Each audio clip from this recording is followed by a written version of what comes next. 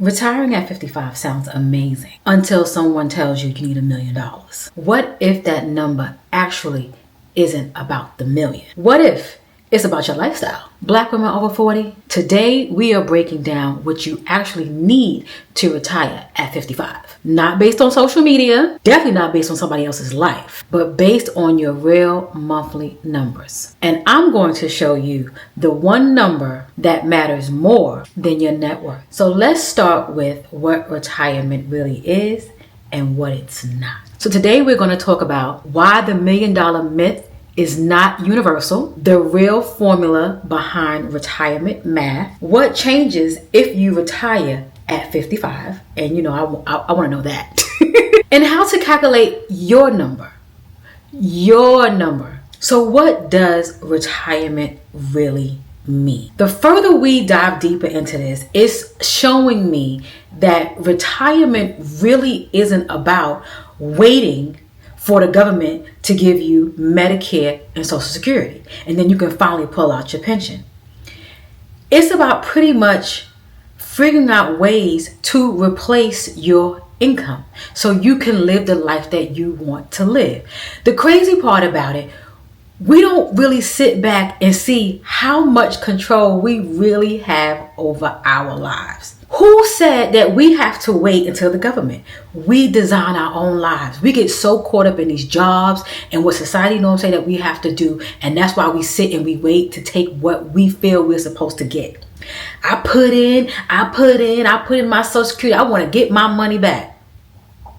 Okay, you can get your money back. But how about you don't get your life back? How about you wasting all these years? How about that? I am so knee deep in. I am looking at other people, men and women, just talking about retirement and talking about how they waited for so long. And it's like, this is what retirement is. I'm sitting here, my body's aching, I can't move. They say go find friends. They say go to volunteer. They say go to the senior center place. But I'm so tired. My back hurt. I've been sitting in this chair for the last 30 years. I don't want to do anything anymore. Now you see why it's best to really design your own retirement. It's crazy. I'm sitting back. I'm like, only a few people. And I guess it's like 50-50. You got some who are like, you know what? I waited till I was 62. I'm living my life. And you got others who are like miserable because now their life was really designed around their job. They don't have that camaraderie anymore. Especially with those bossy managers. They don't have nobody to boss around anymore. They don't have that day-to-day going back and forth. They just in their house. Their family is out doing their own thing. And if their family do want to deal with it, they're like, here, watch these grandkids. Girl, we ain't going to get that knee deep in because I can go to town on some stuff. However, it's also not about being a big saver. Like, you can save, yes, but you can save and you can invest and have that money work for you. Save what you can because you know what kind of lifestyle you actually want to live. A girlfriend and I were having a conversation about what we actually need to retire. And it's so funny because it's like, why do we need so much now versus 5 years from now? What's the big difference? Why can't we just say, what we need? We just take what we get now and then just ride out. Yes, you're going to have to supplement that income to have income coming in, not unless you have things that can actually pay you out or you have enough of this, enough of that, whatever that might be. Because you don't get to pull out your 401 or your pension or even Social Security for that matter until you're like, 55? No, not 55. I think it is 55. Is it 55 and a half or is it 59 and a half? I think each of them have their own thing. We're going to dive deeper into that because what I thought I knew is not, but I know 62 is definitely for Social Security. I know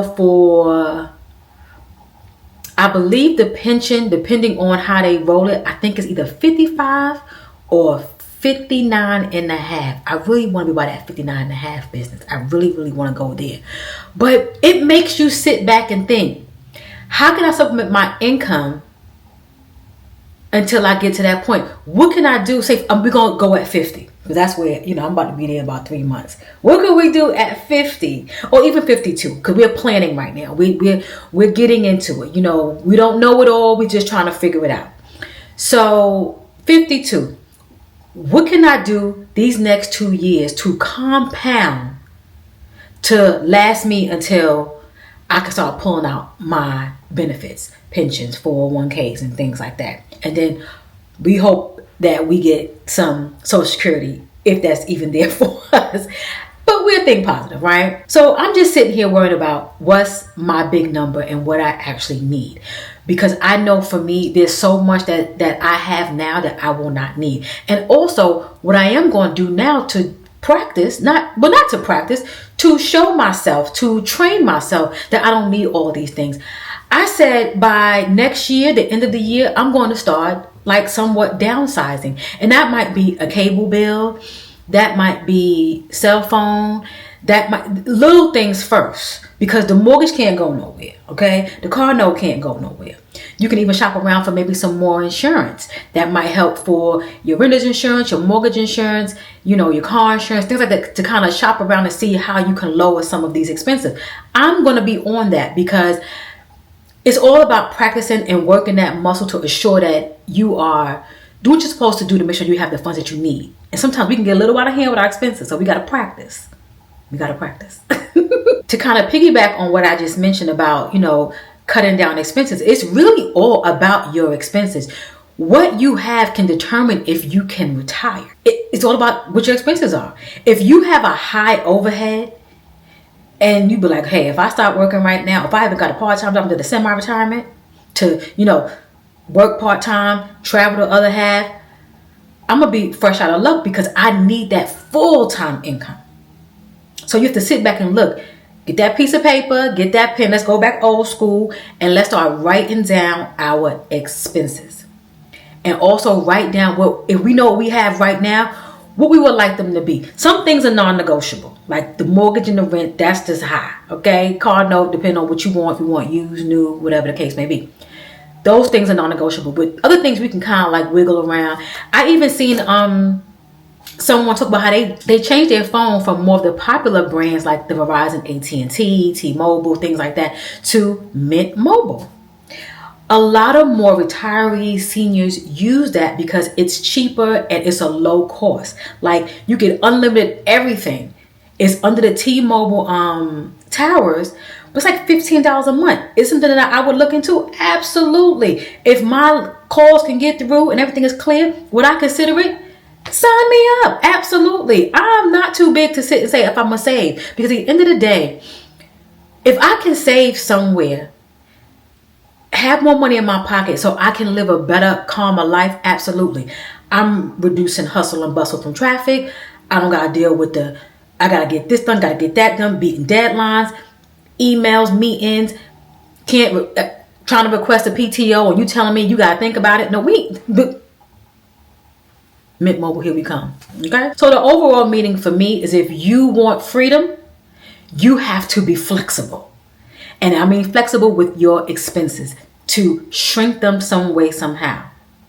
And that could even be for groceries. I just sat back, y'all, I've been doing some Walmart Plus shopping. I know this is extra, but I have been saving on my groceries. That's another day, another story. But I want to let you know, even on groceries, you can actually save. Sometimes when we go into the store and we in there just looking around and on an empty stomach with a side growl, we in there picking up things we know we don't need.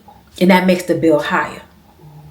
Get what you need, get out of there, or have them get it for you and they can bring it to your car.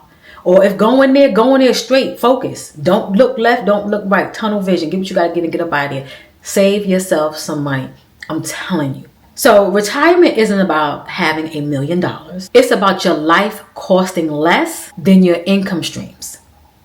Live below your means, if possible. So now let's talk about the real math. What are we actually looking at? What are we calculating up in all the things? I wrote a few things down because I want to make sure that I run these off to make sure that we have everything covered. So, for example, we got to have our housing, our utilities, our food, our insurance, however that might look. Again, we mentioned healthcare, we mentioned house. If you live in a house, you gotta have like some home insurance, renter's insurance for apartments, health insurance, all the different things, right? Transportation. What does that look like?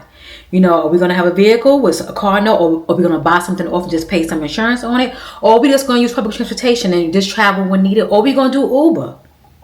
Are we doing things like that? You know what I mean? What are we actually doing here? So we gotta get all this stuff down. And also, just your lifestyle in general. Like, are we living above our means? Are we gonna be average, below our means? I think for me, I'm gonna be like a hybrid between average and below, because I want to leave that wiggle room when I do want to get a little extra.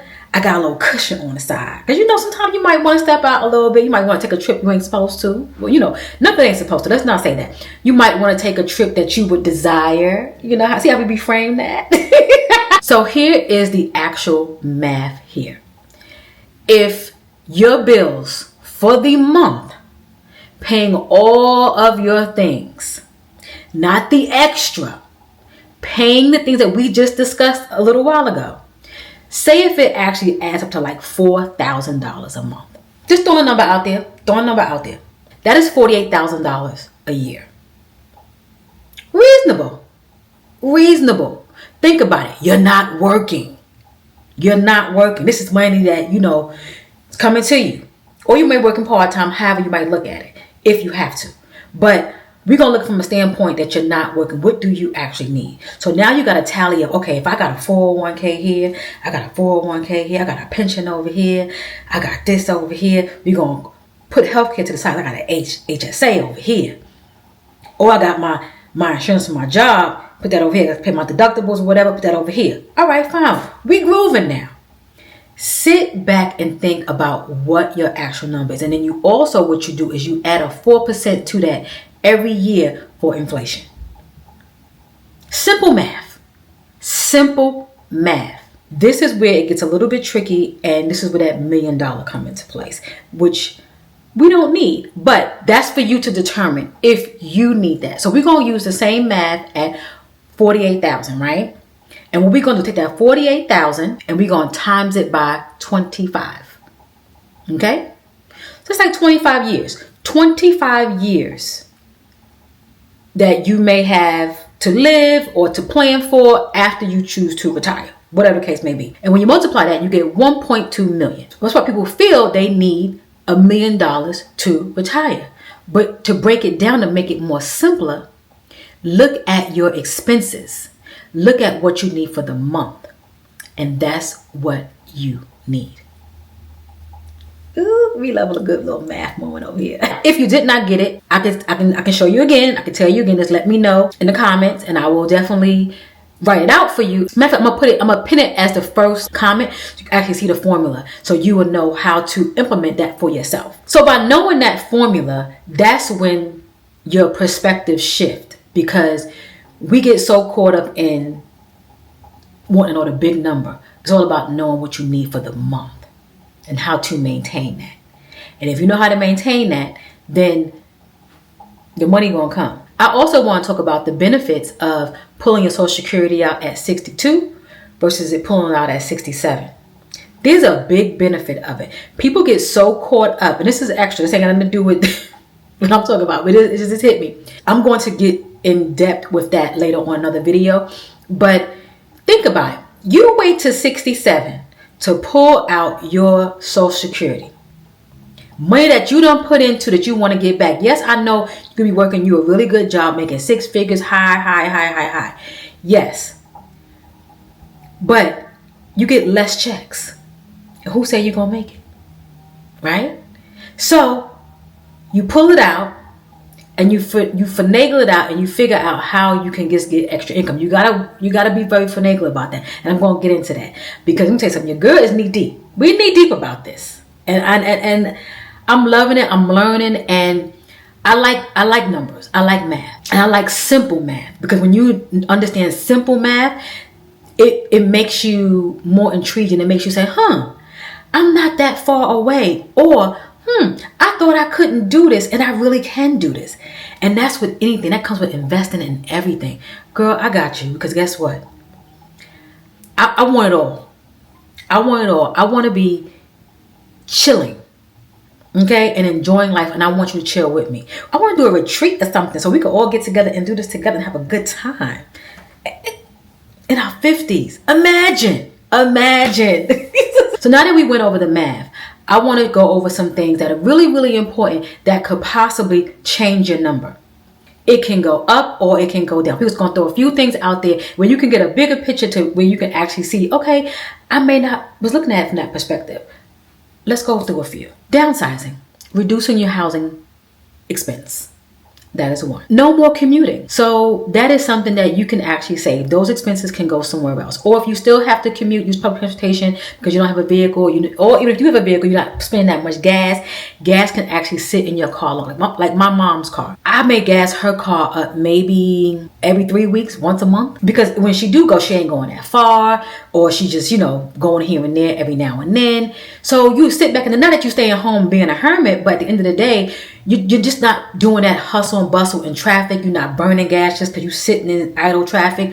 All the things, making them extra stops during the day. You're being very cautious. And you can also do Ubers and stuff like that. You can kind of divide the expense and it'll also be lower. And now you're on a lower tax bracket. We love that. If you get a part-time income, that can also change your numbers as well. Another factor, and I brought it up and I said Social Security, the difference between 62 and 67. There's a big difference. I know a few people that are striving for the 67 and it's killing them. It's killing them to get to the 67. But everybody want to max out. You max out and you miss out. Because once you sit back and you get ready to sit and actually sit down to enjoy your max takeout, you're too tired. You're tired. When all them aches and pains hit for real, because they gonna hit, because I ache and pain and I am all of 49, okay? When them aches and pains start hitting, all you're gonna do is sit. And I saw a lady talk about that on YouTube. And also your pension possibilities. Like, what does that look like? How much you're going to get, what's that calculation look for you with your job and things like that. So these are all different things that can actually change your actual calculations and what your take home number might be. You may know what you need, but you got to find out what your take home number is, and all that calculates from different perspectives of your budget. So it's always good to just kind of like have everything at the forefront so you'll know. So always remember, the number isn't fixed. It moves when your lifestyle moves. So if you add up, it goes up. If you take away, it goes away, and you kind of can balance out. So you guys it's like you're going to fix income because you know what your numbers are going to actually be. Those numbers are going to stay, not unless things run out, like 401k runs out and things like that. But not unless you are investing and you can keep it going, Because you still want to also, I know this is such a side, but I'm just all over the place, but I just want to throw it out and just bomb it out. Even if you have a fixed income with your Social Security and your pension, right? You can still take that money and you can still invest it. Let me not say that. Can you invest Social Security money, government money? It's your income money, right? Maybe the pension part you can. How can they know? How will they know? How will they know? I'm all about retiring early. I know some of us can't, but that's the projection that I'm on. Early retirement. I feel like when someone say, I want to retire, I'm going to retire at 67, which is like retirement age. That's like me saying, I want to retire at 55. That's like my full retirement age. If I could do it at 52, we're here. So what's different at 55? It's a lot. It's a lot that's different. First off, going to start off strong, which you don't want to hear, is the healthcare gap. There's going to be a gap between if your employer does not let you walk out with that healthcare insurance, there's going to be a large gap in between until you get to 62 to get your Medicare. So you're going to have to figure out some things in between to get some healthcare. So that's why we do things like HSA, or we just put some money to the side for a rainy day. Have that might look. HSA, you can invest, have your money compound for you so you can always have more. And there is a limit to what you can actually put into your HSA, but that's a different story, different time. I got you. So now at 55, you can access all of your benefits. you can access all of your benefits. When I say benefits, I mean like your retirement accounts, your 401ks, your pension, whatever you got going on the side, got the fidelity. So if I compound like a beast, you hear me? And stay strong, who knows what 5 years can bring me. And I'm going to do a projection for you on how much, knowing what number you want, in addition to what compounding can look like for 5 years and 2, because I said 52. So that's coming too. Stay tuned. But there's a downfall to it. There might be some, depending on what accounts you may have, there may be some penalties if you do pull out early at 55, because some of them are 59 and a half. That's why I did mention that. So I kind of want to, go back, but yet go forward. But I also want to just kind of ease it in to make sure that we cover these type of moments. But there might be some penalties. But hey, we got to look at how much the penalties are. Is it worth it?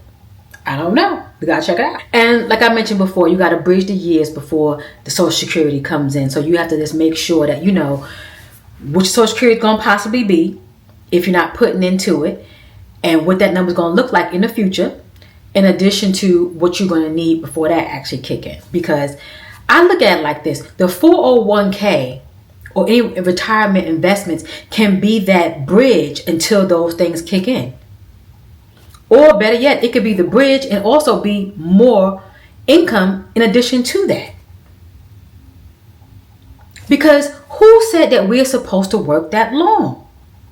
It's all about knowing how to finagle the system. If you don't know the system, you will work until you're 67 or 62 waiting. But if you have all these things to say, hey, this can bridge me over, now I can do this. Or you just, girl, I don't want to keep repeating myself. I just know what Kelly doing. And Kelly is not sitting around. I can't do it. I feel like I want to do things like my mom, she's going to be 80 next year.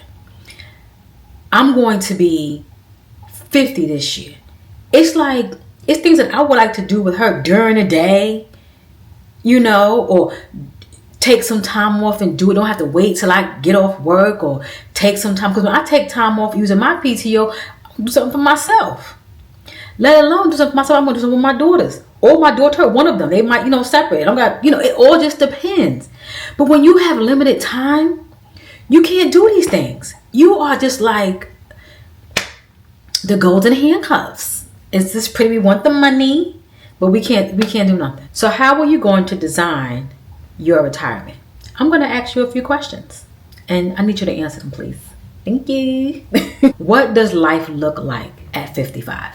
Slower pace, lower mortgage, different state, less pressure. If you design your life intentionally, your number will shrink. So what are you going to do this week? I have an assignment for you. Pull out your retirement statements, however that might look. Call those 401ks, call those old jobs, call those old places. Find out what you got. And I want you to track your expenses for the next 30 days. So this can give you an idea of what you have going on. And the crazy part about it, we grown.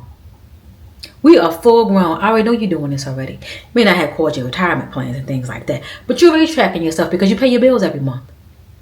But now we're going to look at it with a different lens. We're going to sit back and we're going to put everything down on a piece of paper. And we're going to say, wow, what can we actually shrink, reduce, eliminate? You don't need a random number that someone else posted online. You need clarity, you need math, and you need a plan that fits your real life as a Black woman over 40. If you are serious about retiring at 55, this isn't about fantasy, it's about strategy. So ladies, if you enjoyed this conversation, please thumbs up, subscribe, comment, all the things, hype it up. You ain't know what to do. I truly, truly appreciate you. And if you know another Black woman over 40 who would enjoy conversations like this, let her know, tell her come on over, tell her get in the community and all the things. I'll catch you in the next conversation.